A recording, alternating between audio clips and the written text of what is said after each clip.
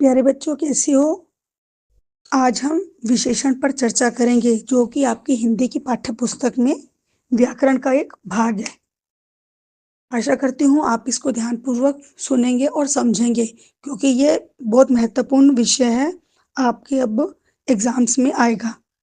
तो हम चर्चा करते हैं विशेषण की परिभाषा से। जो शब्द संज्ञा अथवा सर्वनाम की विशेषता प्रकट करते हैं, वे विशेषण कहलाते हैं। जैसे मीठा, सुंदर, नीचा, काला, बड़ा आदि। अब इसको हम उदाहरण से यूं पढ़ते हैं, राम की गाय काली है। तो अब हमने इसमें गाय की विशेषता बतानी है। अब आपने वाक्य को ध्यान से पढ़ा है कि राम की गाय काली है, तो गाय की विशेषता क्या है? काली। तो इस वाक्य में काली शब्द से गाय की विशेषता प्रकट होती है। ठीक है बेटा, आशा है कि अब आपको विशेषण की पहचान हो गई होगी कि वाक्य में हमने विशेषण को कैसे छांटना है। ठीक है, अब है हमारा विशेषण के भेद के बारे में चर्चा करेंगे। तो विशेषण के मुख्यतः 4 प्रकार के भेद होते हैं। तो हम एक एक करके भेदों के बारे में चर्चा करेंगे। पहला भेद है गुणवाचक विशेषण। जो शब्द किसी के गुण को प्रकट करते हैं उन्हें गुणवाचक विशेषण कहते हैं। जैसे काली गाय, चटकीले वस्त्र, गोरा चेहरा, अच्छी पुस्तक आदि। तो इसमें बेटा गुण क्या हो गया? गाय गाय का क्या गुण है? वो काली है। वस्त्र कैसे हैं? चटकीले हैं। चेहरा कैसा है? गोरा इत्यादि। हमने इनके गुणों पर चर्चा की।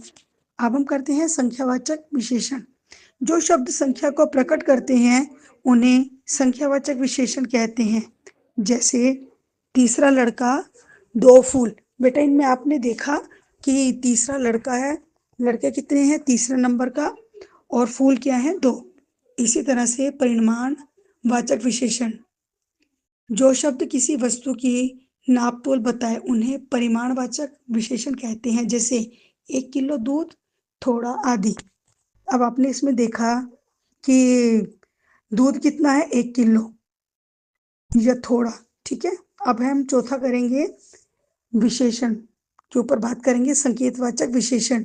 वे शब्द जो किसी वस्तु की ओर संकेत करते हैं उन्हें संकेतवाचक विशेषण कहते हैं। जैसे वह पुरुष इस पुस्तक। देखिए बेटा, इसमें संकेत किया जा रहा है पुरुष को कि वह पुरुष, और पुस्तक, इस पुस्तक के बारे में बात की जा रही है ना, हमने संकेत दिया। तो ये सब क्या है? विशेषण के भेद हैं। आशा है कि आपको भेद सब समझ आ गए होंगे। विशेषण के मुख्यतः भेदों के बारे में आज हमने चर्चा की है, आपको समझ आ गए होंगे। अब आप इस चैनल को लाइक और सब्सक्राइब ज़रूर कीजिएगा, ताकि हम आपको और भी व्याकरण से संबंधित वीडियो भेज सकें।